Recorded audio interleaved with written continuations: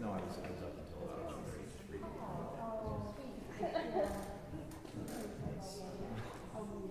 Yeah. Yeah.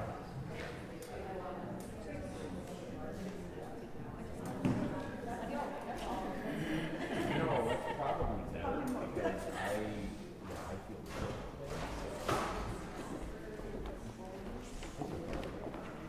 Steven.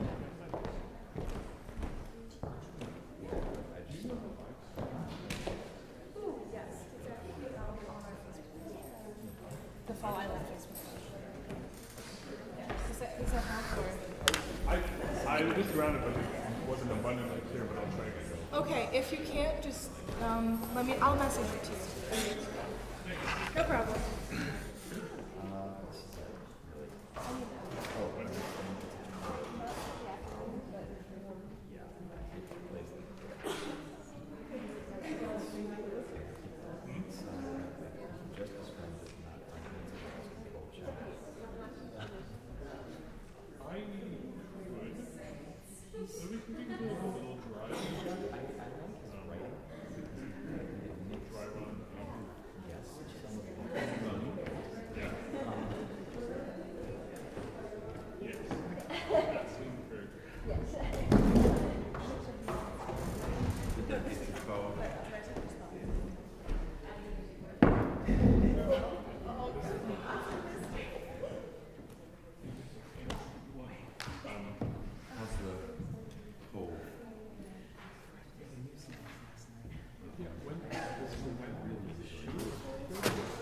Juicy crud.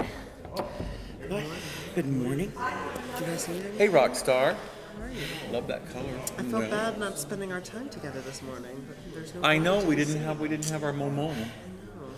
Your parents were we're just trying to figure out oh no. Starstruck with parents.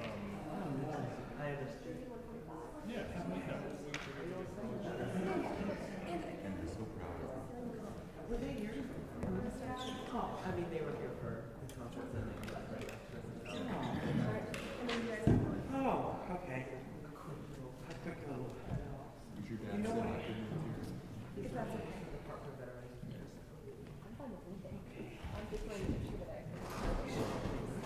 It's good.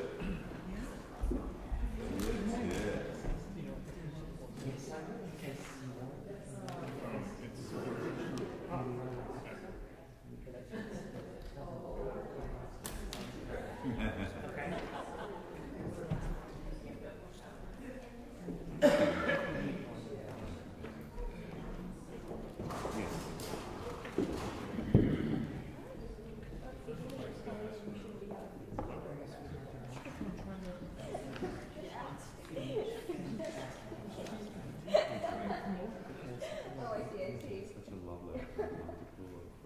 You should have seen these on Facebook. What's that? Sorry.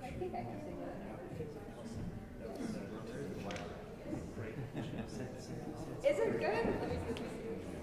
It looks sweet. Yeah. It feels so Does much it better. feel good? Yeah. Yeah. That's good. It looks sweet. It's smooth. Love it. It just looks amazing. I have to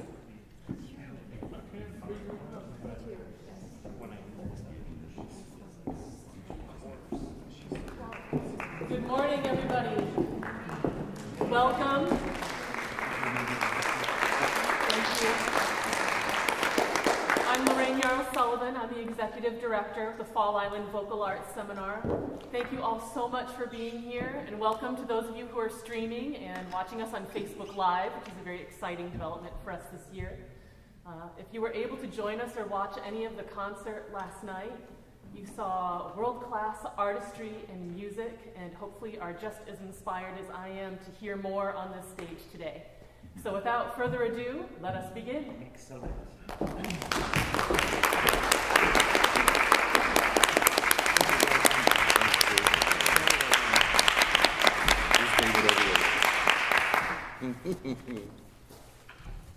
Good morning. My name is Stephen Carroll, and this is Dan Overly. And today we will perform for you Paul Eluard from Jake Hagee's Friendly Persuasions.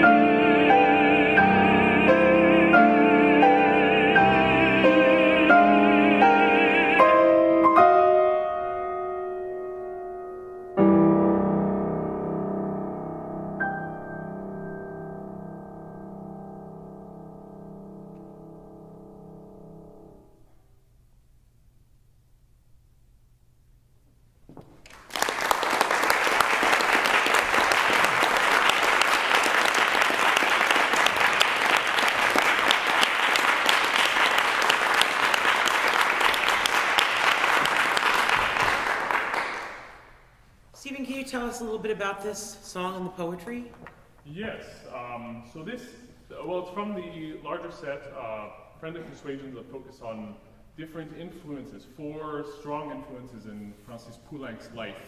And this one in particular is the only one that really speaks at all to the creative process. Poulenc set many of Eluard's texts, and this basically just shows some of what went into his writing while at Eluard's house. The others deal with, there's Wanda Landowska, who premiered his first violin concerto, and then there is... Harpsichord. Excuse me? Harpsichord. Harpsichord. So sorry. Then there is Raymond Linossier, who was a very close childhood friend who died, and Eluard said she was the only woman he would have ever married, and he was in a deep depression afterward, and they were very, very close. And then Pierre Bernac, with whom Eluard collaborated for many years, over 20 years. You said Eluard, do you mean Poulenc? Poulenc. Yes, Poulenc. Yes, the composer. We got you. Yeah. We got you.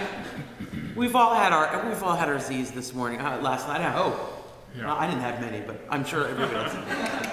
Still getting up. That's wonderful. Dan, what do you think about this song? Well, we were discussing, it seems like there are lots of bells in the piano, but they could also be bombs, because obviously it seems like this could have been written well, obviously it was written recently by Jean Shear, the poem, but it could have been something that Poulenc would have said as Paris was being attacked. Steve and I were talking about how much both for Éluard and Poulenc that war was such a reality of their lives. Both of them lived through both world wars. And this speaks to the very, there's a very kind of extroverted side, and then we hear him say, "I've been so afraid." And you have to think that that was part of both of their lives, for much of their lives. Surely. Wonderful. I'm curious about the ending, what you think it means. If Poulenc says, finally touches the clean, clear north of me. Well, the queen, he mentions the Queen of Unrest, which was something that Éluard used to describe poetry and just inspiration, and this is the Queen of, and he was a strong writer in the Resistance, and the Queen of Unrest has touched, the inspiration has touched Poulenc, and he is finally able to write. That's the way I took it. It has touched his, the north side, the brain is the top of him to flow out, and and the writing reflects it. And actually, there's a chamber version of this, and it sounds. There's also a trill and a flute, and it sounds very much like inspiration has struck him. And the trill is not in the reduction, but the change of tonality to a major, it sounds inspiring, and it's very triumphant in the end. So do you think it comes to Poulenc, is he saying, through Éluard's poetry? Yes, and his entire situation in this house with the fear, and everything has come together, and he talks about the magnetic power of his words, and all of that has come together to create one whole. It's wonderful. Thank you. I think sometimes just in the words, I think see if you can explore a little bit more surprise between how the text starts, the war is raging in Europe, and then this very interesting idea, and in his poetry. See if you can find a little bit something that sparks a surprise as you tell us about that. The Germans have taken Paris, and now the surprise goes the other way. Mm-hmm. It goes more gentle. I sit at the piano and play my songs, right? So I find what I wanted to say is how beautifully the two of you perform it, because it's just completely devoted to every dynamic, every mark, and everything, and I just think that's terrific. And it's almost enough. Éluard sits on the sofa and listens, right? So, okay, that's we can imagine that as the notes, like iron filings, are pushed and pulled, right? So that's such a remarkably delicious image, and brings together the idea of notes being like iron filings. So see if you can just do this first section up through words, power of his words, and see if you can enjoy that seesaw between what we might expect and what we might not expect. Sure. Very fun, is that?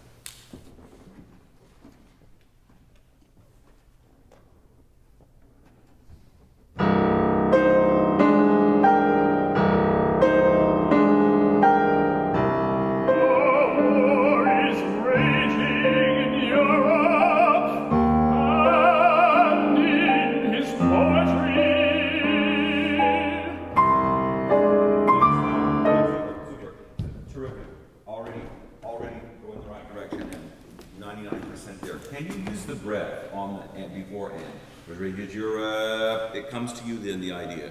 And don't overdo it like I did, but do it like you would do it. Okay.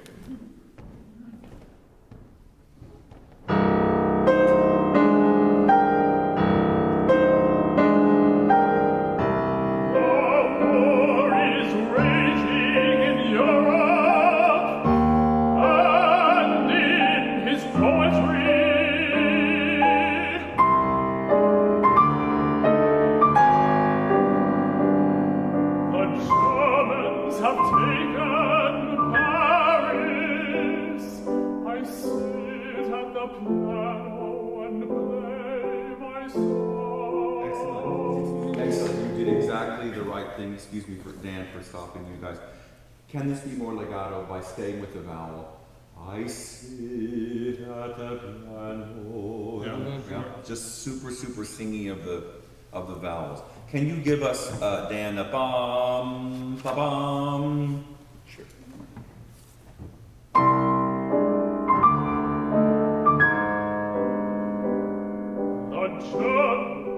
The one before, buddy. Can you give us the one before? Oh, sure. The one before the Germans have taken. Yes. The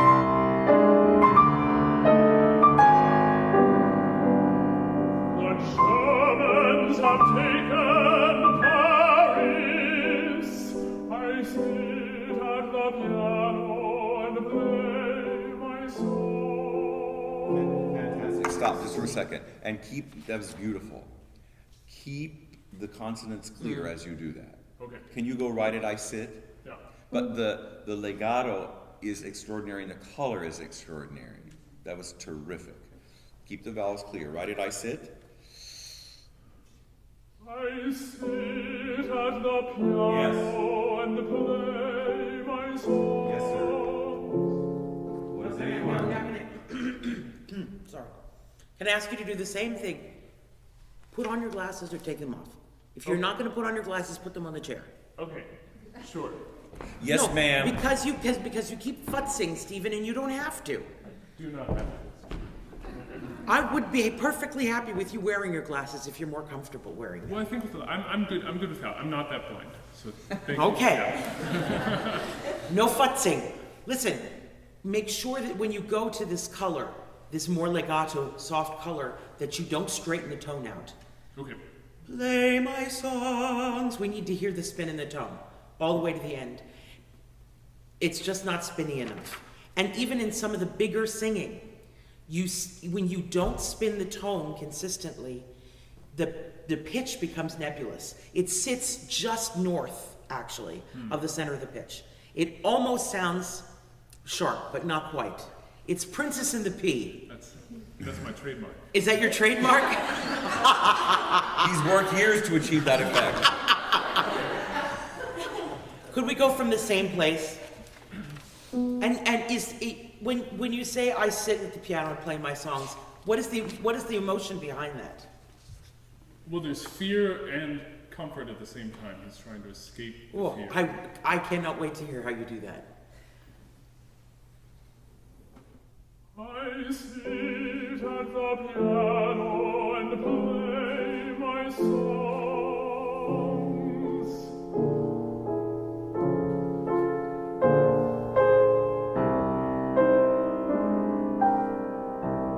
Sorry, now I know where we are. Can we do I sit? I sit at the piano and play my songs. Can I just ask one thing? Because for you, everything I tell you is sort of gilding the lily, because you go so far in your expression. Although I have to say, my friend, you are still not engaging your body enough. But we go way back. Steve and I have worked together many times. So it's still not engaged enough. And the problem is that because you're so tall, when you hug the piano, when your bum hugs the piano, it looks like if you turn your head too fast, you're going to poke your eye out. Okay. So I would actually come this way a little bit. Yeah. Yes. And see, yeah, perfect. Then now I'm not so afraid you're going to poke your eye out. Yeah, it's good. We were going for the fear. It's good. You're getting it. I just don't want you to feel locked in your body. You look released. You look absolutely released. But I want to, as an audience member, when I listen to you, the way you paint text belies how you look. And I think that if you allow your body to do just a tiny bit more speaking for you, the marriage will make an even more powerful message. Okay. You understand what I'm saying? even if it's just leaning forward on something that's important. And I think also I think that Mr. Hagee has left you a beautiful little canvas there in the word songs, being that is held out for 4 beats. And there's space for you to make more interpretation on that, to go from pleasure to fear, you know, and I don't know if you've ever felt this way. I certainly have, of not being able to find comfort in something that has always given you comfort, you know. So let's try that. Okay.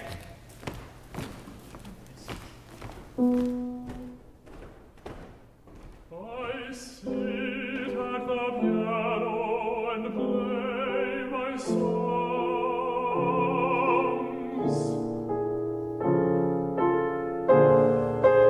Anyone sits on the sofa and listens as the notes like iron filings are pushed and pulled by the magnetic of his words. Can I ask one thing? That is it's so powerful. And I know it's a little adjustment, but that one little foot forward, it gives your body and your brain the impression that you have a thought that's moving in a forward direction, and you're not trapped. Do you know what I mean? Yeah. Do you understand? Do you guys see that? Here in this text, you have some very powerful explosive consonants in pushed and pulled and power. And I know Gene Shear. He chose those specifically. And it's, I think you can use those. You can use those P's, you know? Because this phrase, I mean, the texture's so beautifully thick there. It's raucous, it's cacophonous. And if we can really understand by the magnetic power of his words, that's really exciting. If you use the P's, I'm sorry to tell, I try desperately not to tell you how to do that, but to ask you how to do that. As my colleague would say, but I'm just such a bully. Would you try that again from Edouard? Sure. Anyone sits on the sofa and listens as the notes like iron filings are pushed and pulled by the magnetic power of his words.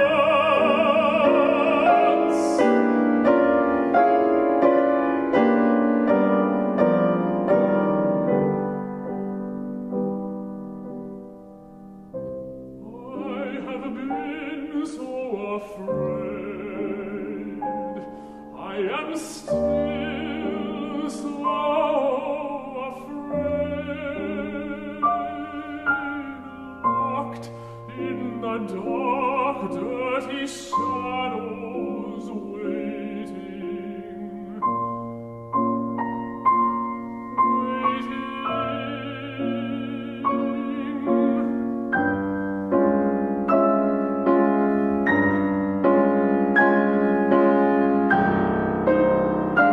What is praise born from resistance?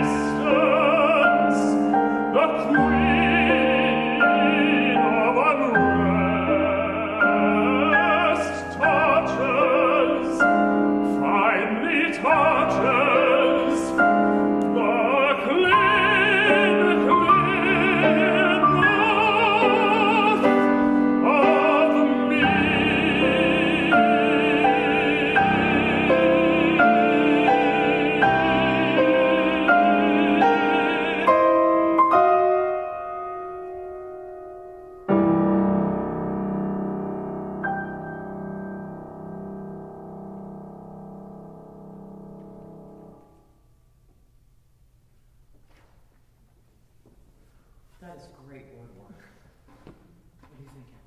beautiful.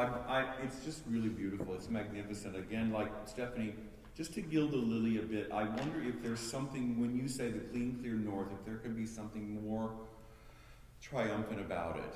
And it's not a vocal thing. It's something about the clean, clear north, something that it's like what you did on songs and like what you did so beautifully on words. It's the revelation during the length of the note. North. It's that revelation during the length that I think you can explore more with. Do you know what I'm talking about? Yeah. What I get is the conquer of it. So I feel to be as silly as possible, you plant your flag on the top of Everest at the beginning of the note, and you sing the note gloriously all the way through. It's not about singing. It's about revelation. Clean, clear north of me. This idea. It's not a crescendo, even though a crescendo may happen. It's not a decrescendo, even though a decrescendo may happen. It's something else. No, this idea of revelation, which you said yesterday, this idea and you're the one who's making me think about this, because so many of you have really great breath control, and you hold out notes, Katie, you hold out notes for these amazing lengths of time, which I just admire enormously. And what you do with them is so beautiful. We think about how we spin the tone, and we think about the color that we choose, we think about all those things, but we don't insinuate into that time thought. And what would happen if we recapped the line before in that held note? What if reaching the clean, clear north wasn't just about singing that beautiful A flat, which is beautiful, but that it is infused with meaning. We have to infuse everything with meaning, so that when these, especially, I mean, why does Mr. Hagee have you hold this D out to the E flat at the end? What is that?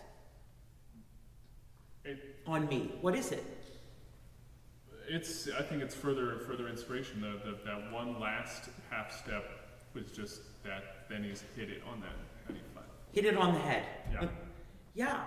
So what Alan is saying here about that something else, I think it is something that is text revelatory. So that it isn't just a pitch, it's actually a pitch. There's, you know what I mean? There's something going on in the thought process. Isn't that the case for you, Dan?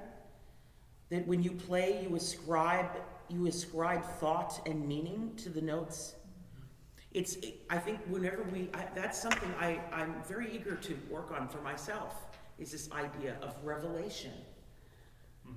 Yeah, when Alan mentioned the planting the flag, it does feel, thinking what I do during that note, I've had my triumph on that note of north. And Yes. As well you should. As well you should. Because you sing it magnificently.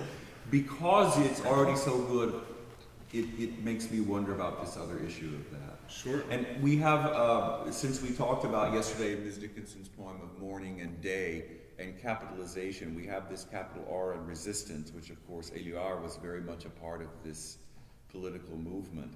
So it's a very short note, it's an eighth note, from resistance, but make sure that when you say re, it has a capital R in it, and it has the meaning of an entire political, dangerous meaning behind it.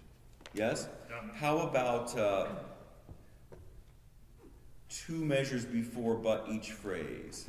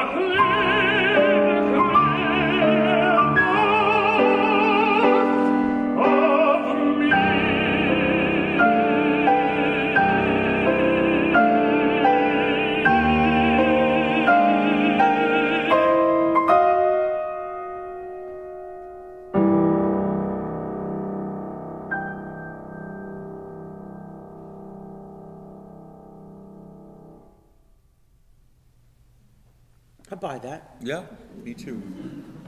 I buy that. I just think I like you to think, everybody, I'm going to think on this too. This idea of how we use time, how we use held out notes, how we color things within the phrase and within the note. Because when we're given this opportunity to hold things out, it's not just about showing what a great breath support you have. There's something more attached to it. And I love this. Give some thought about this distance, this tiny bit of distance. Also, I think if you have, I know it's silly, but when you set yourself up in the piano, just take one quick look without poking your eye out, and take one step to the side. Because also, I suspect that your pianist will see you better. And another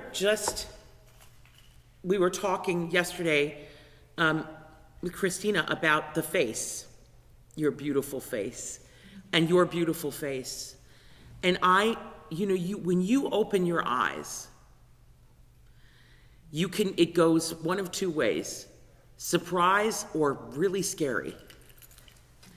And then sometimes you go to you squint. Yeah. And it's inscrutable. And I would love you to find a neutral place that is scrutable. Yeah. Because you are such a compelling performer. You have no idea how, well, perhaps you do, but if you were here for the final concert 2 years ago and heard Stephen do this set of Siegfried Sassoon poems, please refresh my memory on the composer's name. Jeffrey Wood. Jeffrey Wood. That set of songs and the way you perform them, I still remember. The room was electrified. And so when you have this neutral stance, it's inscrutable, and it doesn't allow you the biggest palette on which to paint. And you, my friend, have the giant box of crayons, the All giant 64. box. All 64, with a bonus box of 32. With the sharpener built in. With the sharpener built in. Right? That is so beautiful. Do you have anything else? I'm just looking at the last measure where the natural is. Is that in the wrong place? Oh. I guess it doesn't. Do we know that it's major or do we know that it's minor? I guess it's a courtesy. It might be. Is there a recording with Mr. Heggie playing this? I don't think he's playing, but it was he oversaw the whole thing. Okay, well, I would listen to that last chord. So in the score, you guys don't have a score. It's a C minor chord, or it's a C-ish chord, and there's a natural over the G. And Dan is playing a natural over the E. It would be normally E flat in the chord. The only thing that makes me think about that is that since he took such trouble to shift to E flat in the vocal line, if E flat is true north, maybe it's supposed to stay E flat on the downbeat. But I don't know this piece well enough to make that judgment. So if there's a recording that Mr. Heggie supervised, I'd listen to it and see. And if there's anyone listening on Facebook Live who knows this answer, Text Stephanie. Text us. Let us know. Thank you so much. All right. Just beautiful from both of you. Really beautiful.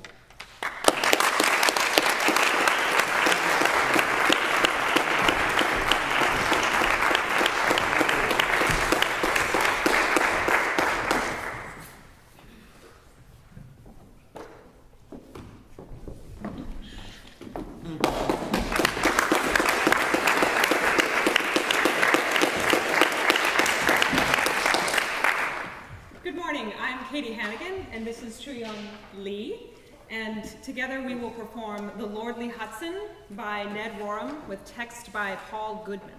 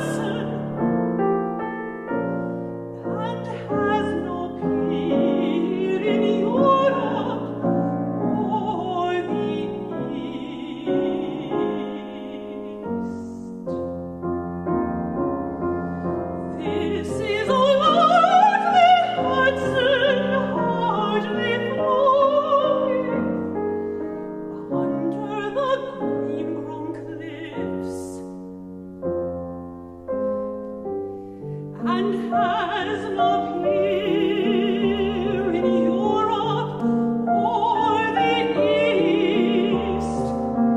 Be quiet, heart, home,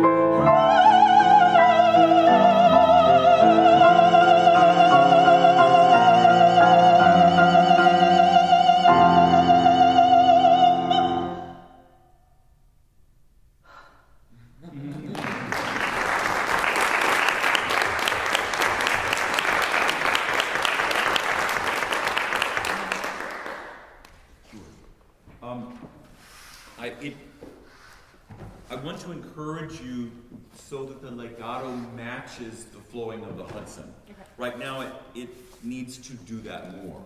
But I'm going to let Stephanie talk about that more. I want to talk about the conversation that this is and how clever the poem is because of where the quotation marks are and where they aren't. So would you read or recite this poem for us? And when you are you, would you face this is just an experiment. Don't do this when you're singing, but when you are you, would you face sort of this way? And when you are the driver, would you face that way? Do you know exactly where that is? Okay. driver. Are you or the driver? I'm me. Okay. Driver. I'm just asking. Okay. I'm All right. Driver, what stream is it? I asked, well knowing. This is our Lord. No, you see. I'm still, yeah. You're still you, yes? Yes. So, Yes. I got you. Yes, Dave. I asked well knowing it was our lordly Hudson hardly flowing. So that is important. That rest is important because it's not a quotation, right? Yeah. So read it again. Because when it changes and is a quotation Right. later, that's mega important. Right. Okay? Driver, what stream is it? I asked, well knowing. It was our lordly Hudson. Good. Could I just ask you as an experiment to read without the breath? I asked well knowing it was our lordly Hudson. Sure. I asked, well knowing it was our lordly Hudson, hardly flowing. He said, That's good. under the No, green rock. I'm sorry, I'm just confusing you. No, So that's now the driver, you Okay. said that to the driver or to And- yourself. And then he says, Well knowing it was our lordly Hudson hardly flowing. And then the driver says, it is our lordly Hudson, hardly flowing, under the green grown cliffs. right, super. And then this is you. Be still, heart. No one needs your passionate suffrage to select this glory. This is our lordly Hudson, hardly flowing, under the green grown cliffs. Good. Say to him, Driver, has this appear in Europe or the East? No, no, he said. Home, home. Be is there an end of a quotation here? No. No, he said, and you say, home, home. Be quiet, heart. This is our lordly Hudson, and has no peer in Europe or the East. This is our lordly Hudson, hardly flowing, under the green grown cliffs, and has no peer in Europe or the East. Good, super. So where it's you and where's the driver is very important. It's a very clever poem. Mr. Goodman, besides being a wonderful poet, was also a psychoanalyst. And so that helps me in this poem because I think of the rhetorical questions that you ask that you know the answer to. So then why do you bother to ask? I think that's crucial to the meaning of this poem and crucial to this song. Why do you ask this if you already know the answer? Because, I think it's because there's a sense of burden going on with him. Okay. And, I mean, we know that he just returned from a trip from Chicago, but Manhattan is his beloved home. And there's something that he's so connected there, but there's a sense of encouragement and wanting someone else to convince him of something he already knows. Validation, maybe. Yes. Terrific. All right, super. So then if we look at also this is just a divine song. It's just a divine song. And people sing it all the time, especially young singers, because it's so tuneful and so beautifully written for the voice. Cho-Yoon, I love you. I have my back to you, but it's not. I don't have my heart back to you. I want to talk to you about the first measure. Okay. So, if we look at the dynamic plan that Mr. Roram writes for this piece, it's so, again, if we think of psychoanalysis, it's so revelatory. I guess that's my word of the week. Piano. Read this for us, piano. Driver, what stream is it? I asked, well knowing it was our lordly Hudson, hardly flowing. So good. So we've gone in this moment in Mr. Roram's music from piano all the way to mezzo piano. It's very subtle. Now when the driver speaks, it's what dynamic? Mezzo forte? Yes. Say it. It is our lordly Hudson, hardly flowing, he said, under the green-grown cliffs. Right. And so the way Mr. Roram writes it, when he said, and then under the green-grown cliffs is again a quote, but Mr. Roram doesn't change the dynamic. So, again, using your psychoanalytic skills, why doesn't the driver be as bold? It is the lordly Hudson hardly flowing, he said. Under the green. Right? Could you, why is that dynamic? I think because there's a sense... We know New York cabbies, right? Yeah. No. Why is that gentler? Because there's a feeling of being taken aback. He said, "It's under this." There's a revelation about A kind of magic, yeah, right? It's majestic. Yes. Okay. Great. Super. All right. So you see the direction. So when we explore this, unless you have it already in your brain, which you might, you're a real smarty, so you possibly might. In opening, can you play the opening couple of measures for us? Go ahead. Go ahead. Good. I don't sing just for a moment. That's good. Do it again. So, what are you doing? My right hand is the water is flowing. Okay. Left hand is there's a little hesitant in his mind because he's having a really hard time emotionally. But also same time, Katie and I have been discussing that if where is Goodman right now, if he's in the cab or maybe in a boat, so he's on the river, so maybe it's a little bit rocking with the quarter note and eighth note. But I think it's downward, so maybe the water is flowing downward toward the ocean too. So lots of more time. That's beautiful. It's absolutely beautiful. I'm going to teach it that way from now on and tell everybody I thought of it. I'm just going to steal it from you shamelessly. It's beautiful. I think it's important in the very first sound that we make to join a world that has been in progress for a long time. I find that your first couple of notes have, for my taste, too much personality in the repeated Fs. What I wonder if you could achieve is some kind of color using a flatter part of your finger and a flatter part of the pad. And do you think the pulse before you start? Do you think a measure or two measures of bum, bum, bum, bum, and then you finally play blah, blah, this idea? Yeah, would you try it?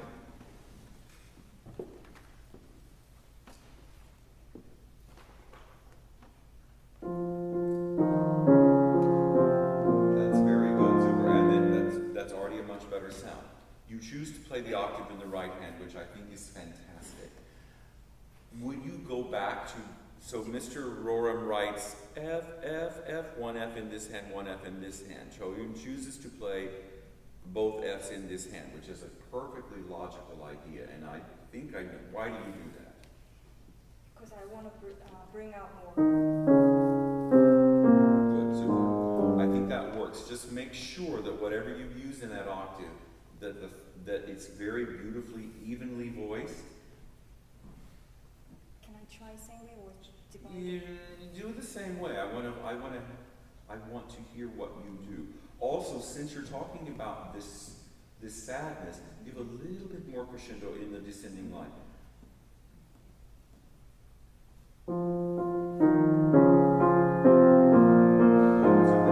Would you try it now the way he divided it hand-wise?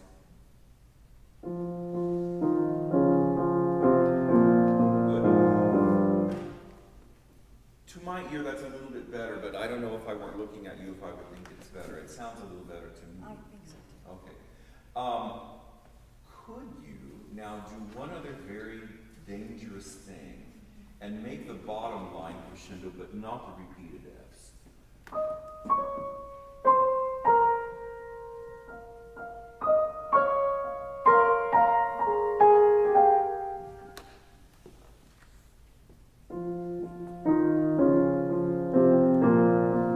That's much better already. Do it again. Sing the bottom line as you play. Beautiful. That has the most convincing shape yet. Now do it again, pretending that you're singing, but you're not singing except in your imagination. That first F has too much personality. What part of the finger do you use? Third and first. Yeah, and what part of them? Center. Can you play on the fattest part? Oh, I see.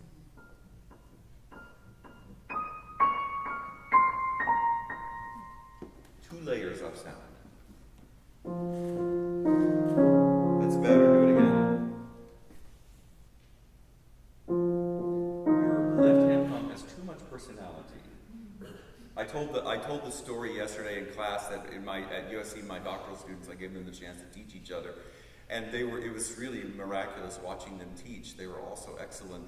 And I learned from them all. And one of my students said, "This needs to be more beautiful.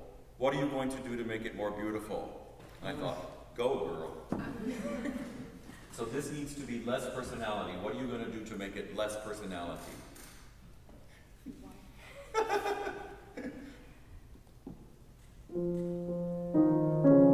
That's really terrific. Good. So I'm just going to ask for one more thing. That's terrific. No personality. By the second note of the descending line, by the D flat, can it have more depth and more being dragged under or being showing this depression? Yes. Okay. After all that finagling, that for my taste is the way this piece should start. All right. Could we add you, and can we try this dynamic plan and make this conversation really clear, both from not an external reason of now he says it, now he says it, but from what it reveals to you about whether you're saying it or whether the driver is saying it. Okay.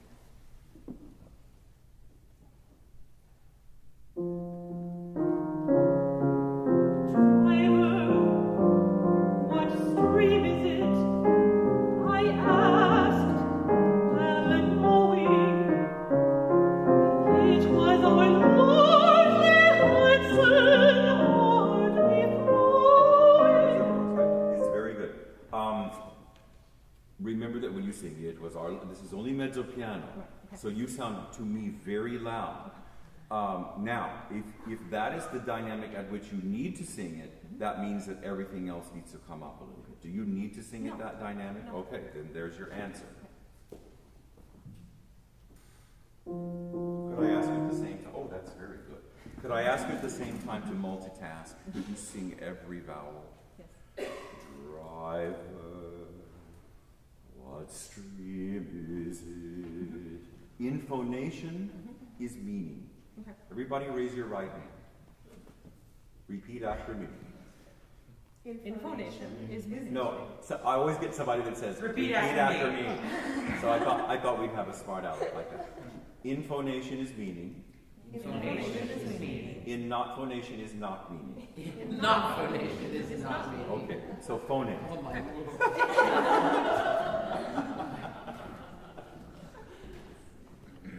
Phonate.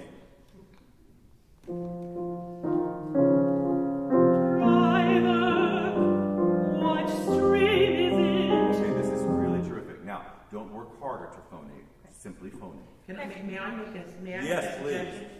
I think it's less an issue of I think, well, first of all, I agree entirely with my colleague about phonation. Absolutely. But I think, Katie, you have an extremely present voice. You know? I mean, there's no way first of all, it's a very particular, beautiful sound, and you can't be mistaken for anything else. And the way you speak through your voice is very earnest and strong and powerful.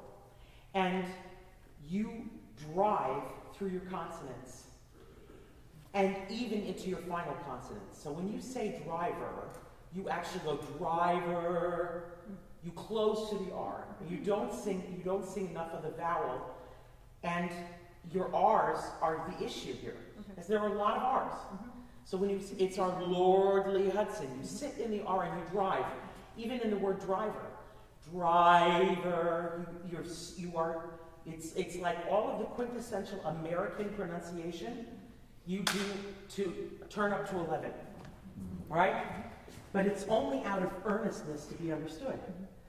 So now we're just going to do this to it. We're just going to caress it a little bit. So make sure that instead of going to the consonant, you go to the vowel.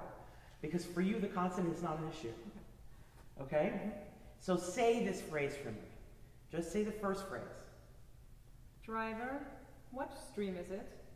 Driver, what stream is it? I already hear it. Driver. Driver, what stream is it? Yes. Okay? Now we're going to sing it that way. And we're going to sing with the consonants just flicking through. Okay? Because your consonants need no help. All right? Okay, one more time.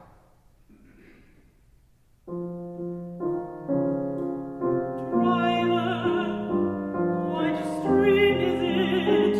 I asked, well knowing it was on hardly flowing. Great. Now you have three phrases that are slightly too chunky, right? Driver, what stream is it? Yes. So now we're going to, even though you're going to keep those lovely little rests in there, the thought is going to go to the end of the phrase. What is the whole phrase? Driver, what stream is it? I asked, well knowing. This is our lordly Hudson, hardly flowing. Driver, what stream is it? I asked. Well knowing, and then you go from there. Right. So one more time. Just the whole thing. Driver, what stream is it? I asked. Well knowing this is our lordly Hudson. Yes? Yes. So now it's exactly what we were talking about, how your thought process goes through a held note. You have to think about how your thought process goes through a phrase. You have to think to the end of the phrase. Right?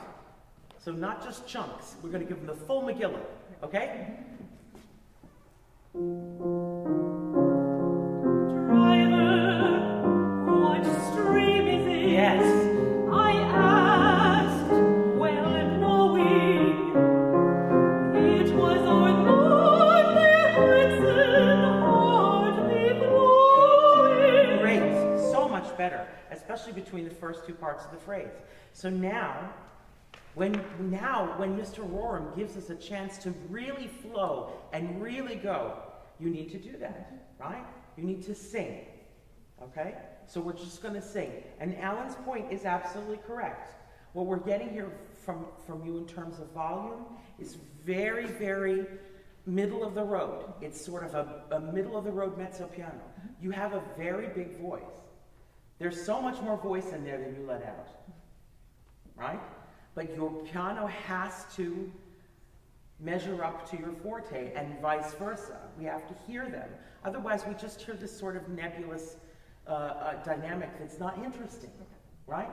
And you are far more interesting. We'll try it one more time. Okay. Driver, what stream is it? I asked, well knowing Now, it was on hardly flowing.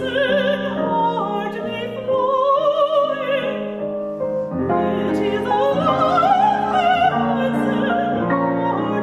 flowing. great. So much better. Now, what we have to do is super intense the spin, right? Super intensify the spin.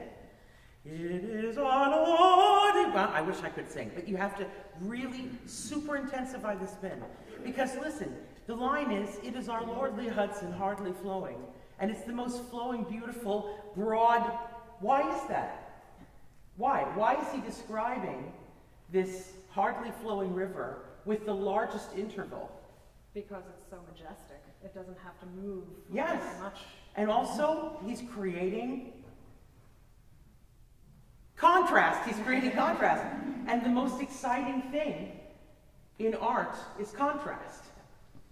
So we have, it's wonderful because we have Choyun here playing this incredibly still, wonderful, lordly Hudson, and then all of a sudden you break out of that to describe it. Because it's not the river as you see it, it's the river as you Feel it. yes. Right? Okay, let's try it again. Man, let's do a different part. Let's So not, before you leave, then I wonder, now we're both going to come stand near you. If that doesn't scare the flu out of you, I don't know what will. Can you traverse more carefully the actual written rhythm? What stream is it? With the stress that you want. Okay. So what I get from you is a really big change, which might work if there were not consistent eighth notes going on over here. Okay. So we need driver. What stream is it? I asked. Well, knowing. Something like that. Traverse the stress and the non-stress more within the pulse. Do you know what I mean by that? Yeah.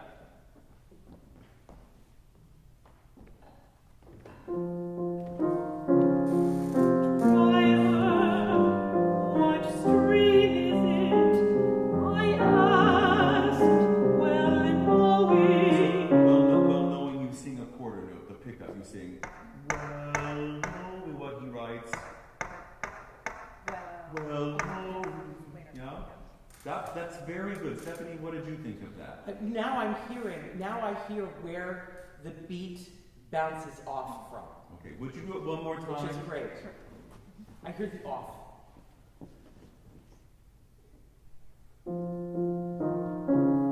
Driver, what stream is it?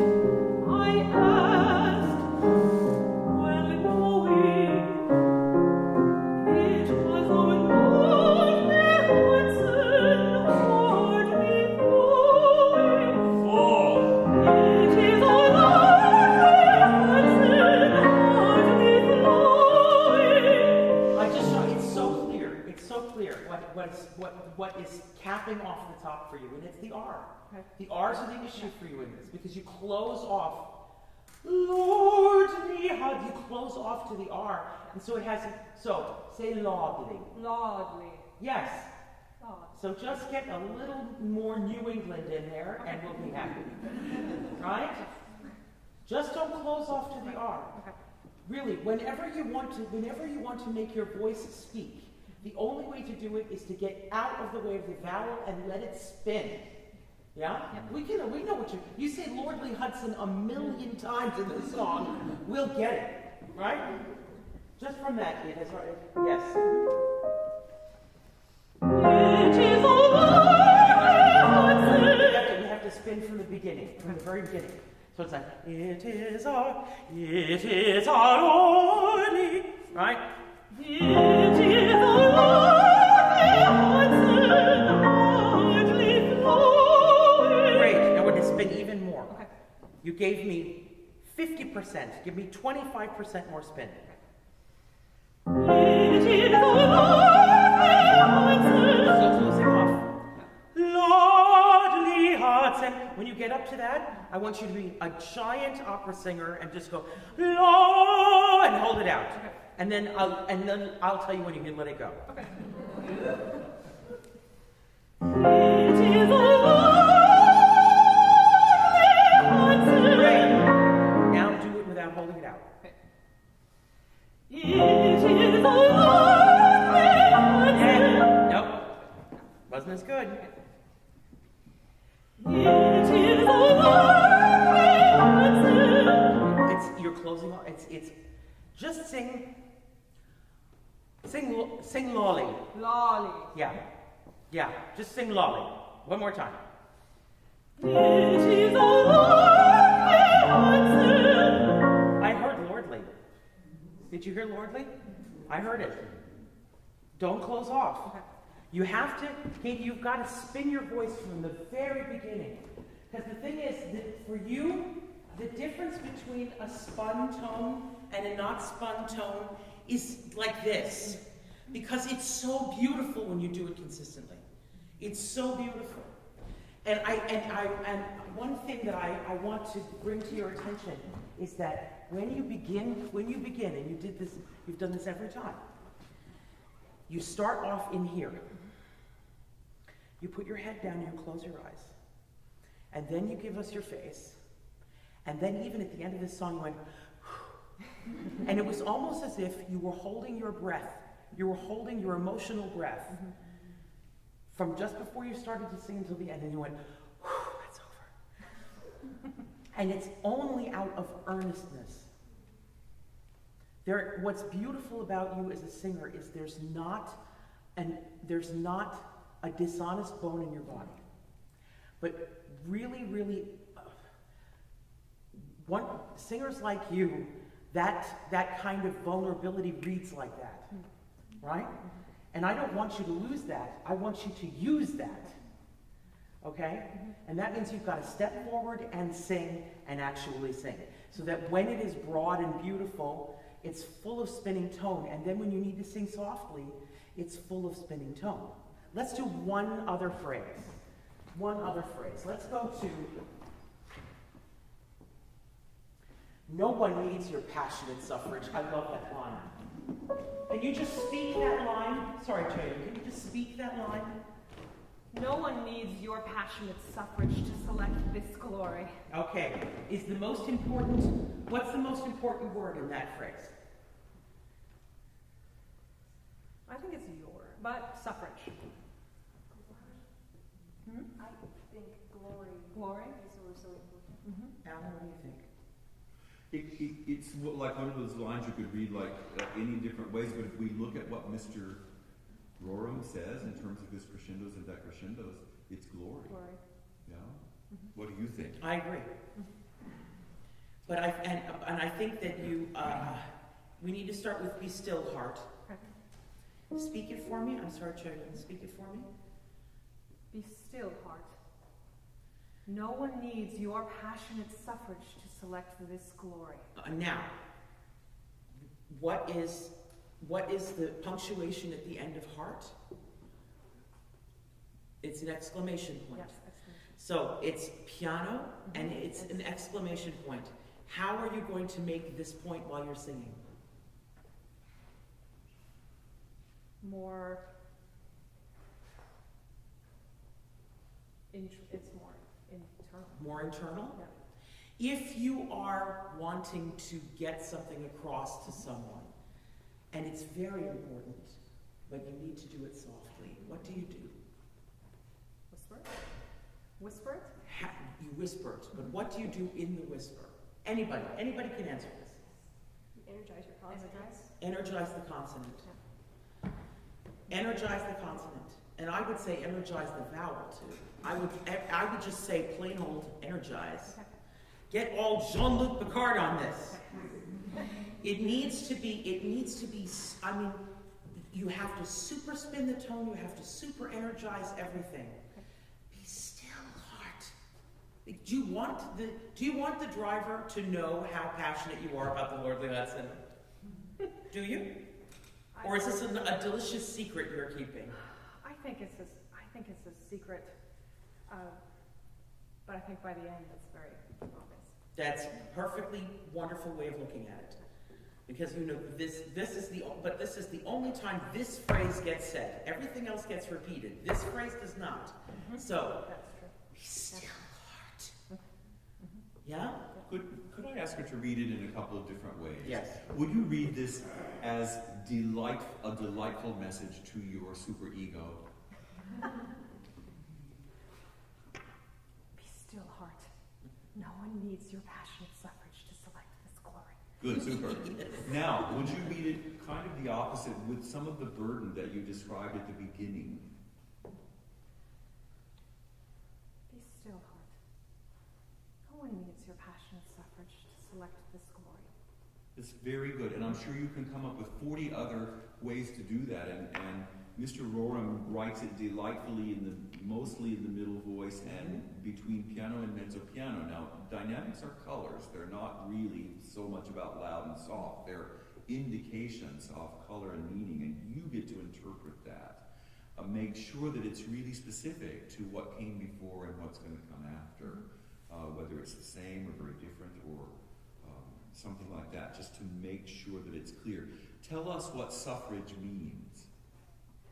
Well, it literally means vote, but no one needs you, no one needs what you have to say right now. Suffrage is permission, right? Yeah. Or can be, right? Participation. Right. Nobody needs you butting in, right?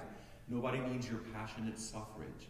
And so it's a kind of formal word, but it has a very internal meaning. Yeah. So straddle both of those ideas. Would you sing it? Sure. Can I give you more? So that the microphone. Be still, heart. No one needs your passionate suffrage to select this glory. Good, super. Good. Can you make it more legato and can you phonate every vowel? Because intonation is meaning. You may have heard that. Teasing you. I'm teasing you. I'm teasing you. You're so teasy. I'm so teasy. Be still, heart. No one needs your passionate suffrage to select this glory. Good, super. See, I'm sorry, but even in this word glory, you dig the R and it digs down into the E. Okay. You don't need to. You don't need to. If you just touch it with your voice and your brain, we're going to understand it perfectly. It will be perfect. You're just giving us, I'm turned up to 11. You just need to give us 2. It's fine. And the linguistic rubato is excellent. Make Yeah. sure that you straddle better the actual written rhythm, which is rocking, Right. these rocking eighth notes. I feel like, so the part of my heart that adores linguistic rubato is just leaping up and down in joyous celebration with you. The part of me that likes to hear the rocking at 6/8 is not so happy, Okay. right? So, but you can do both. Right. Okay. Because we heard you do it in the opening. Right. Busted. In the best possible way. Now, see, you're doing it already. You start, every time you start to sing, you start down here. This does nothing for you.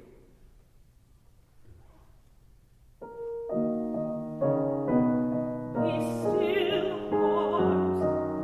No one needs your passionate suffrage to select this glory. This is our lordly Hudson, hardly flowing under the green-grown cliffs. Well, I'll tell you something, Katie, when you sing softly, it is so beautiful. It's so beautiful and it completely carries. Do you have any hard time hearing it? It just carries. You have this gigantic palette of color and you're just showing us, your box is only 32 colors right now. By the time we're done here, I know, 372 colors. That's what I want. With the sharpener. With the sharpener. Can we try that one more time? Did you feel more rocking that time? Totally. I thought you totally found right on it. And when I shushed you, because that's it's that color that, it's not the shushing that's important, it's Right. the color that's important, right? So Because it's after she says, no one needs to hear this. Right. No you're one calm, needs. you're chillaxed, right? Yes.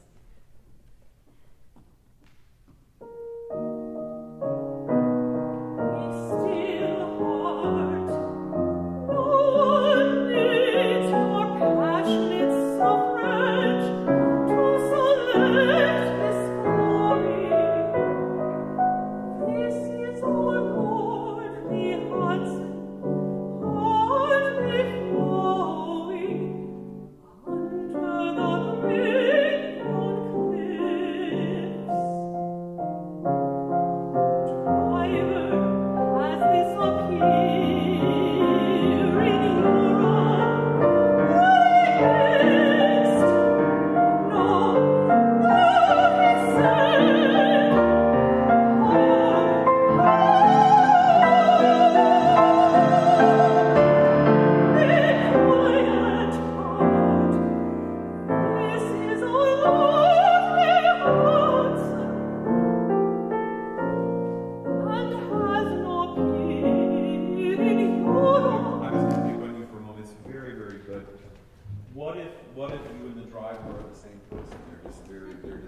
parts of you. So think about that also as you're psychoanalyzing this poem. When you say be quiet, heart, this is our lordly Hudson.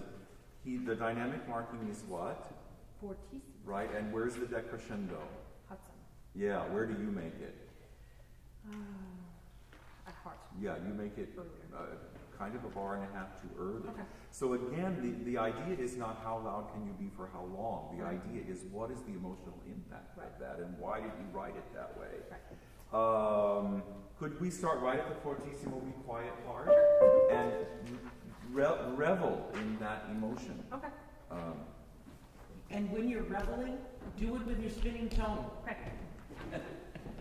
Right? Yes.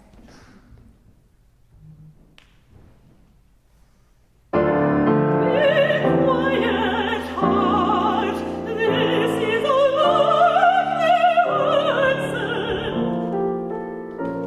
Look, wait. I see you in your body. You're quivering with anticipation to get this out, right? You're literally shaking. I'm watching her legs. She's literally shaking because you're holding back your singing voice. You have to think reverberation going to reverberation going to reverberation, right? It never stops. It never stops. It doesn't stop for a consonant. It doesn't stop for a vowel. It doesn't stop for a thought. It just goes. That's why legato is legato, right? It's just one thing connecting to another. So you have to think about reverberating and reverberating and reverberating. Try it again. Okay. Same place. Okay. Don't go out of control. Okay. Keep it within this nice spinning place, okay? Quiet heart, this is a lonely Hudson, and has no peer in Europe or the East. Yes. Yeah, Yeah? that was terrific. I want you to get to a place where this is a very natural feeling, you know, where you're just riding that wave of movement. But what happens is you go in and out of straight singing, in and out. You know you do this, yes? You can't do that. Because when you do it, you rob us of the tone of your voice. Because that's where tone finds its home. In the spin. Tone doesn't, poor tone has no place to sit. It's like two-dimensional. Nor does meaning. Meaning has no place to sit. And meaning has no, exactly. So let's try one more time. And I want you to think as you're saying, be still, heart. Really tell yourself that, Katie. Okay. All right?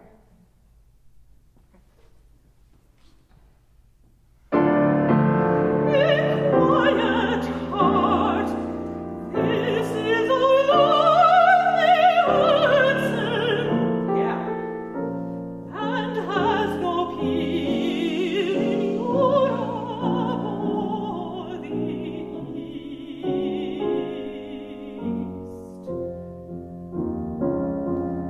This is a lonely Hudson, hardly flowing. Great. I'm going to do one more thing, and then we'll stop. One more thing. So I want, when you say Lordly Hudson, and you get to the peak of it, I just want you to do this. Right? Yep. Just do that. Okay. Lordly. So at the peak of it, you're going, Lordly, right? This is a lonely Hudson. One more time. This is a lonely Hudson. You can do better. Okay, let's try it. Whenever there's an issue, you got to look at what comes before. If you sing, this is our, you sing, this is our Lord, right? This is a lonely Hudson, hardly. Yeah? It's great. That's the way you have to think. Just get what, you know, when we're fortunate enough to sing about water, we have to take advantage of how that feels.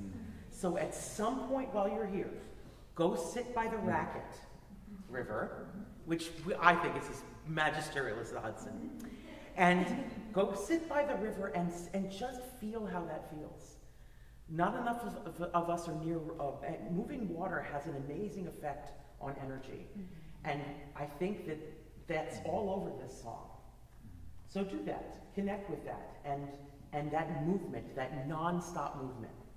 Yeah? That's fantastic. Great. Thank you, children. Thank you so much.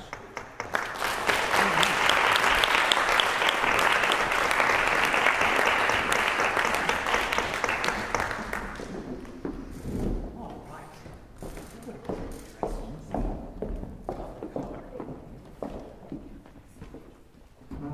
Hello, my name is Cateri Gormley, and this is Chelsea Waker. And together we'll perform Maggie and Millie and Molly and May by John Musto with poetry by E.E. Cummings.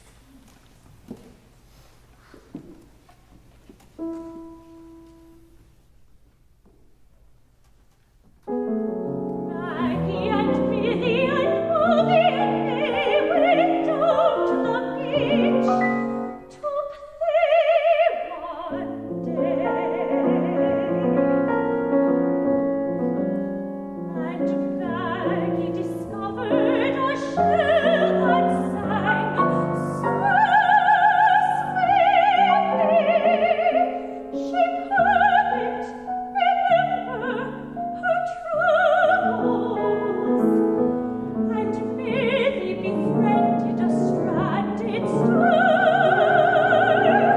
Oh, pressed my liquid fingers were.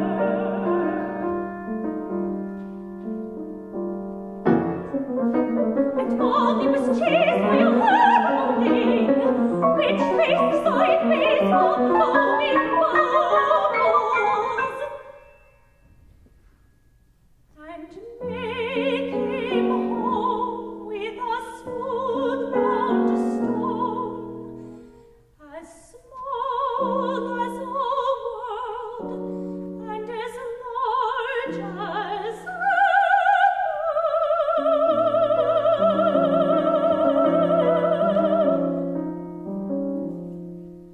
For whatever we lose, like a Europe, it's always ourselves we find in the sea.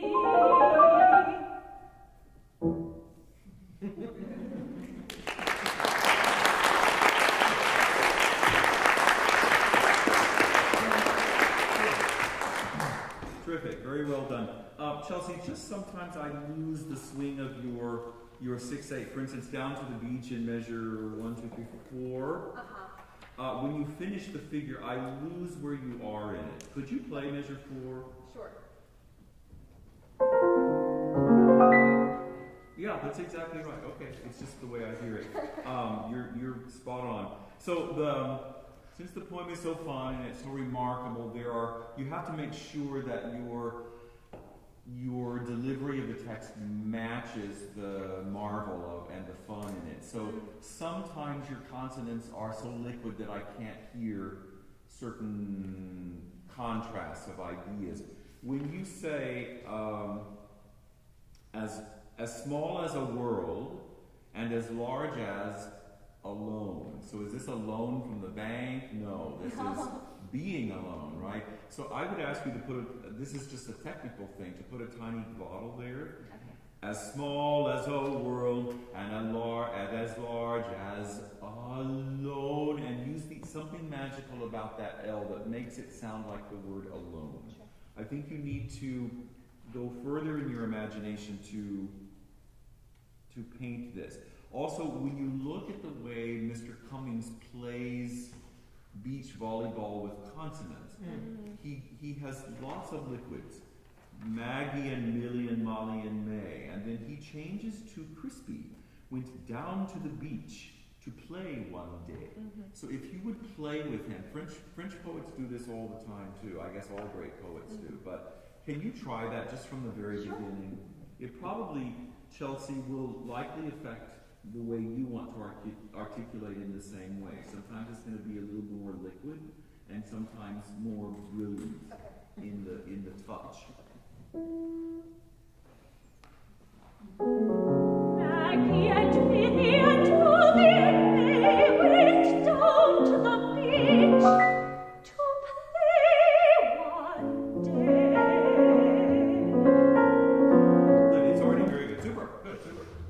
can we, when he changes to meter, what magnificent song.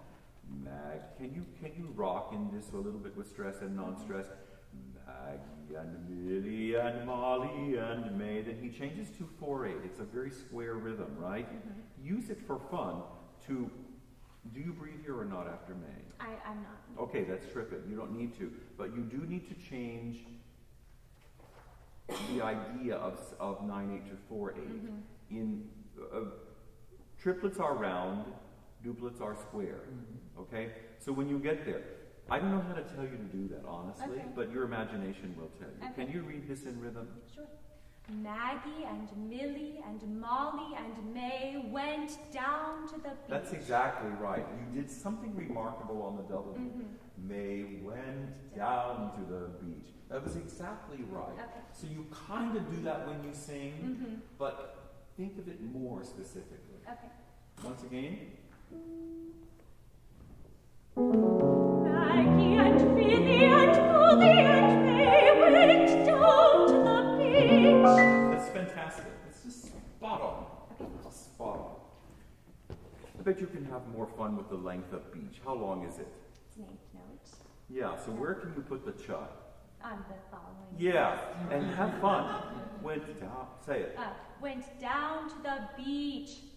Right, that's right. Okay. It's a crispy consonant, Yeah. right? One more time. That was terrific.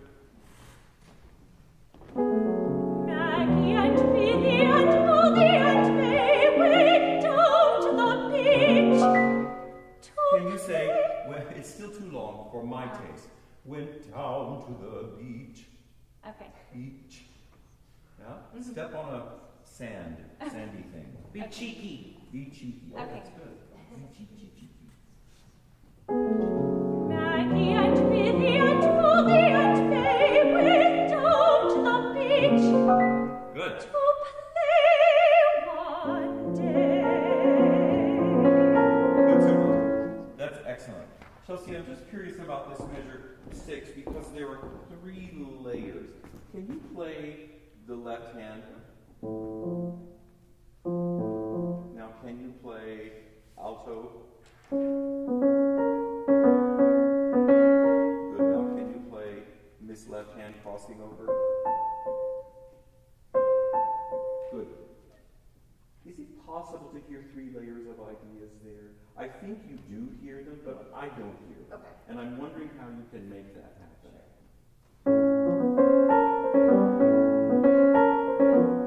That's clearer now. You like a longer pedal there, right? So I can keep the same pedal, but maybe just change the quality of the C natural that crosses over. Try making it, let's say that the left hand is the most important, whether it's low or high, and the right hand is least important. Just see what happens. This is totally experimental. To my ear, that's much clearer. Is it clearer to you? Is it clearer to you guys? So then I hear 3 layers. The middle one is the creamy Oreo filling, and it's just softer. And the crunchy cookie outer chocolate was much more crunchy. But I got all the layers. Can we start there, and can you join her at and Magic Discovered? Maggie Discovered.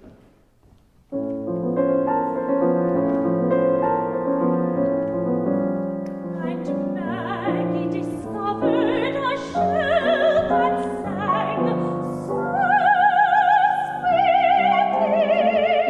She couldn't remember her troubles, and Millie befriended a stranded star, whose languid fingers were. Good, super stuff. Good, super. The color you get, Chelsea in 14 and 15 and 16 is just stellar. Really goosebumpily. Kateri, I have trouble understanding whose raised 5 languid fingers were. Can you let the Z of whose love the R after it? Whose raise, and then we need the fuffiest 5, the fuffiest F on 5. Raise 5 languid about She Couldn't? The way that the two of you waltz here is just delicious. She couldn't remember her troubles, and merely befriended a stranded star.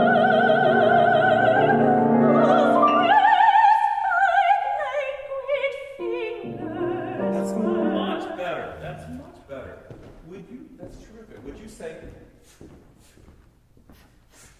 Right.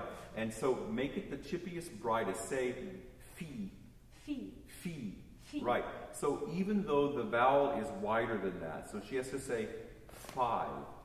5. Can you say the F toward an E place so that it really is sibilant? 5. 5. Right. Languid. Fingers. Ah, good. So that one's an easy one because it's in the same place as the E. Same place? Okay. So it was much better.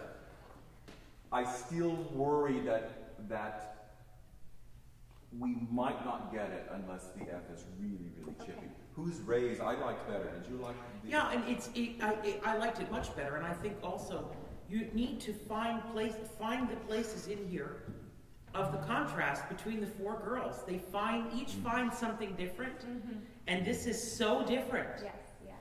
So show us why it's different. Okay. Because there's something, the word to describe a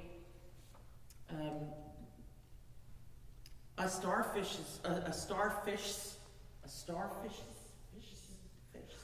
You know what I'm saying? Fingers as languid is quite something, you know? So just find the contrast and use the text to make that happen. Certainly that's how Mr. Musto has said it brilliantly. She couldn't remember. She couldn't remember her troubles, and merely befriended a stranded star. Sorry about that. I'll do better. You know what? All of your consonants are now clearer. Yeah. That's terrific. I think part of what makes, someone once asked my collaborative partner Warren Jones why I was easily understood when I was singing in English especially. And he said, he said she sings it because it's as if her life depends on you understanding what she's saying. And that really is the truth. We have to sing with this passion for text because it's what, it's the first thing that leads a composer to want to, to want to write. And so it has to be the thing that leads us forward as well. And when you sing those beautiful consonants, we understand also you make me want to dance at that moment. Because there's a liveliness that you're finding in the consonant. So we have to find out the kind of emotions and I can't think of the word I'm looking for. Intention. Yes, that's the word.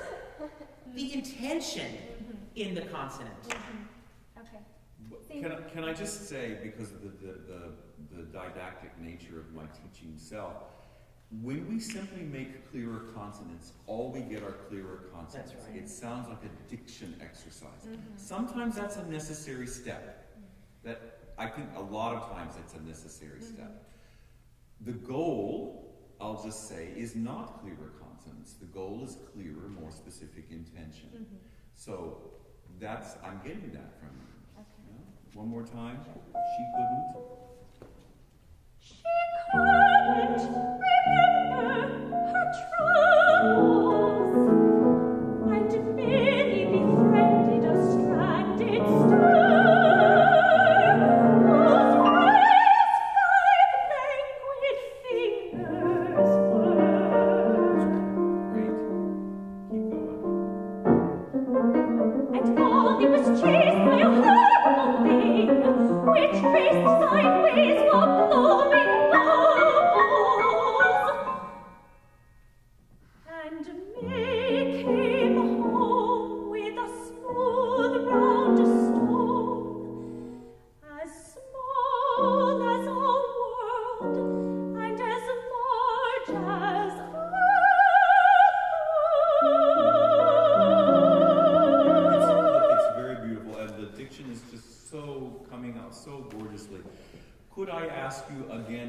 word alone, the glottal was terrific. Can you make the L of alone also sound alone by making it slightly longer and more liquidy?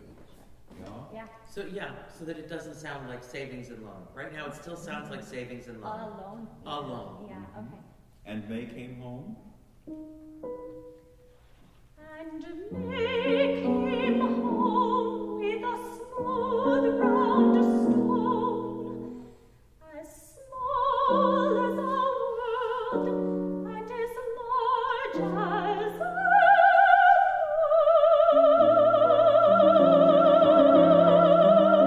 At the risk of just badgering you, would you say the word alone? Alone. Good, super. And point it in the Italian L place, but don't make it rabidly there. Alone. Alone. Right, so that's perfect. So the tongue goes up there, but it doesn't press there. That was perfect. One more time. Alone. Good. So it's kind of long, right? Would you experiment with making it long for just a moment? Let's see what happens. As small as the world. As small as a world and as large as a I like that better. Did you like that better? I think that if you go 50% more, it won't be too much. Okay. Try it again. Okay. Also, I'm just noticing the alliteration. So he has all these L's. Yep. Small, world, large, lone. He's painting the idea of L's and small and lone. Large as a loan, that is really large. Yeah. How do you measure a loan? That's how large it is. It's immense, immeasurable. One more time. So when we sit down and look at these poems, it's important to read them out loud because we may stumble into some of this alliteration that our eye may not catch when we just look at it. Right. It's one of the great things about being a singer is you can taste every consonant and every vowel. So make sure you do that, but also know to look for it. If I think of this sometimes when I've misplaced something. I look differently for something when I know that it's there. My searching is different and more focused and specific. If I'm not sure it's there, my looking is kind of diffuse and, well, I might not find it, right? So all of these diamonds in these texts are there. So you just have to go in with your miner's helmet and know that diamond is there and search with, I'm going to use the word again, intention, yeah?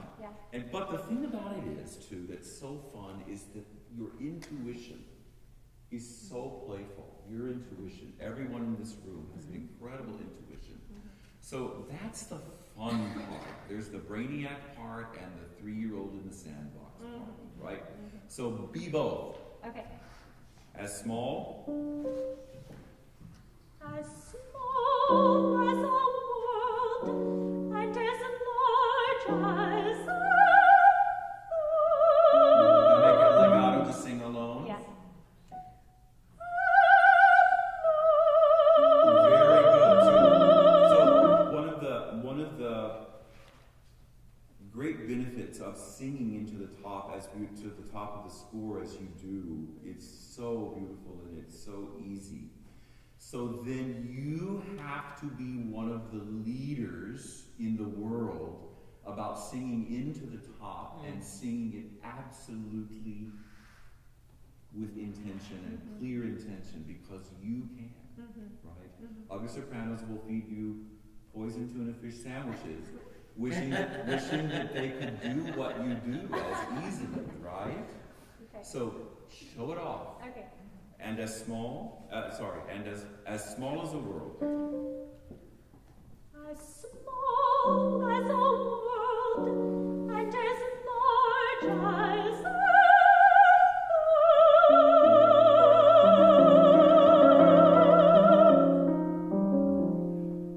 for whatever we lose, like a Europe, it's always ourselves we find in the sea.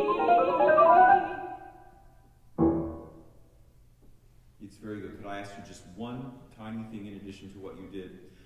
So we have 3 shifts for whatever we lose, like a you or a me is parenthetical, right? So can we hear the energy on the L of like, that it's a parenthesis, so that anybody who can't see this text knows that there's something special there. Sure.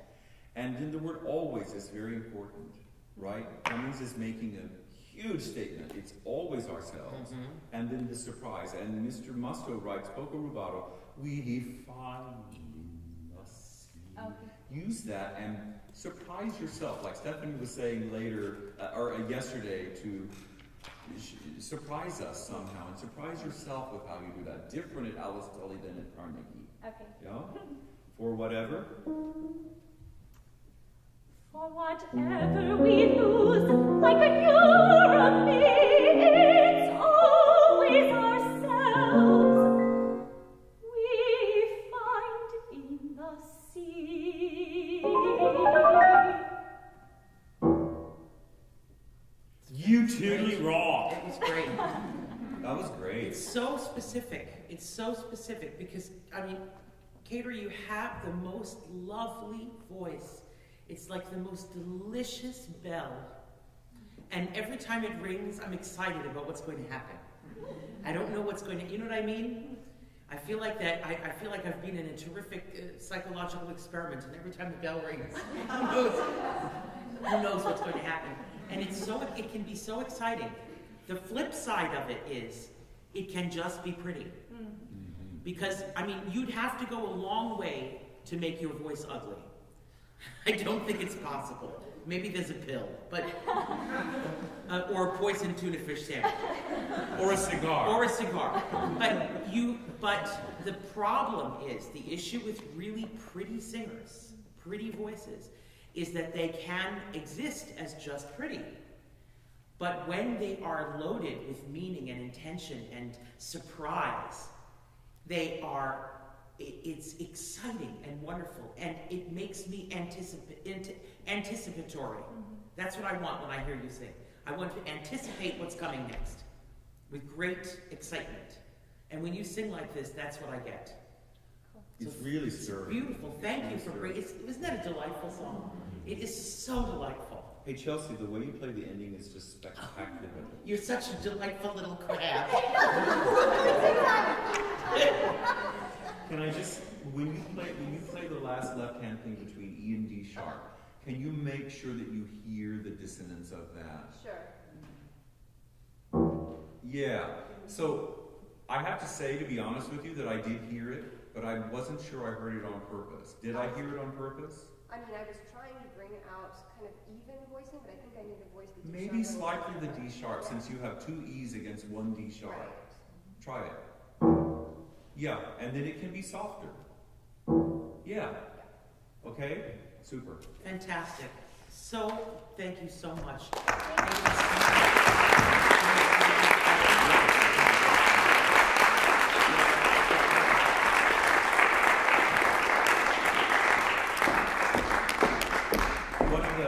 Concerning the pretty idea, one of the things I tell my students a lot is don't be pretty.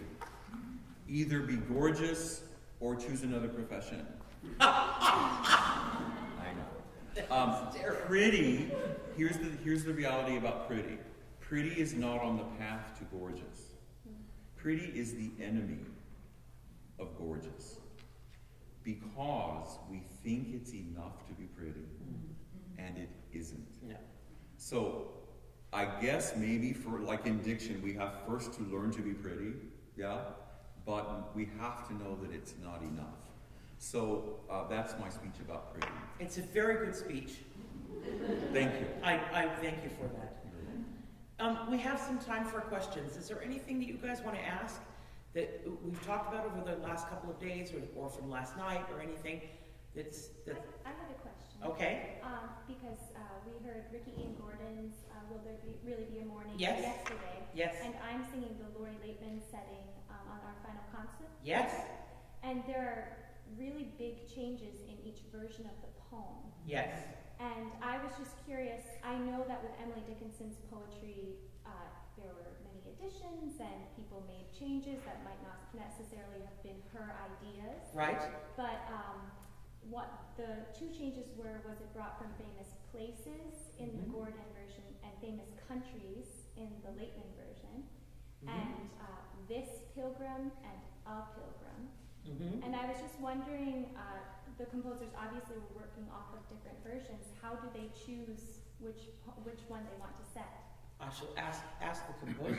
Well, two things occur to me. One is that, yeah, Dickinson poems exist in more than one version because when they were published, just after she passed away, they were changed by the publisher and by her friend to be more palatable at that time. So, and then when they were finally published in their original version, there are changes. You know, I think of, well, I can't think of what it is now. Another thing that happens to composers, and I don't know if this happened to Mr. Gordon, but it happens to me, is that occasionally we will change a word without knowing that we're changing it. So the becomes places becomes country, but you can go online and look for the original version of the Dickinson poem, and that would be that answer. I even am embarrassed sometimes by poetry that I actually write, because someone will point out to me when I publish the poems at the beginning of the score, and then they say, did you know that the poem as you wrote it is not what you said? And I'm like totally mortified because no, I didn't know it. Or one time I left out 3 words or something from my really exquisite poem. Just because when I was writing, I just was in the heat of the moment, and that's the way it came out. So there are 2 possible answers. Yeah. But the one answer is very easy to figure out. Go online and look for the original version. Yeah. And also one of the great perks of working on music that's being written today, both of those composers are very, very open to getting questions from people who sing their music. So, you know, both of them are on Facebook. So, you know, we can ask. It's wonderful. It's really wonderful. Anybody else? Anyone here who has a question? Anything? Yes? In an instance like that, or where a composer has done something different than the poet had done, or just the two processes have turned something, there's something different about who's right, the original or the composer. Who do we go with? If you're asking me as a singer, I sing what's in front of me. What's in front of you? Yeah. What about if it's an email from the composer saying, oh my God, I'm so sorry? Then I will sing what they tell me to sing. Yeah. I always go with the composer. Yeah. Okay. Because, you know, and there, of course there are going to be mistakes, but I think largely they're choices that are, you know, they're choices that are made for the singer's benefit or for meaning's benefit. And it's where your artistic choice comes in too. Yeah. You get to have an artistic opinion in what you think about that. Dan, where's Dan? So in Dan's piece, he wrote smooth beams, right? Remember? And in the original Clifton poem, it's smooth beads of the rosary, right? So in that case, we looked it up. It says beads. So we just said beads. Did you want beams or beads? Beads is the correct version, but Yeah. in my head it was beams. See? Yeah. Yes. And it makes sense with smooth beams. When Betsy sang it, she made the choice to go, she made an artistic choice to go with Miss Clifton's original word, which was... But it's singing about the rosary, yes? Is so, it? Yeah. It's singing about a rosary. So when I sing it, I will sing beads because in the revised version it will be beams. Yeah. In my brain it was always beams because she's talked so many times about touching. Exactly. Makes more sense. Yeah. But also how fascinating to think of a rosary bead as a beam. Sure. Right? So there you go. There you go. I once in the Poulenc's last cycle, Travail du Peintre, there's a moment where I couldn't tell whether it was a natural or a flat or whatever, and both of them sounded really terrific. So I wrote our buddy Margot Garrett, and I said, Margot, is this an E natural or an E flat? And she wrote me back and she said, Alan, you and I are the experts now on this. You get to choose, and I thought, yeah, I get to choose. Not many things in life you get to choose. Accidentals should be at the very top of the list. Anybody else? Any other questions? No? Well, then we go to lunch. Thank you so much for coming, and please come again. And thank you to everyone who performed today. It just Indeed. really it's so wonderful to hear this music, and it's so terrific to hear it played and sung so beautifully and with such conviction and so well prepared. And it's heaven. You guys are just heaven. So go off and have a great lunch, and we'll see you later on for our private coachings. Okay? Thanks, everybody.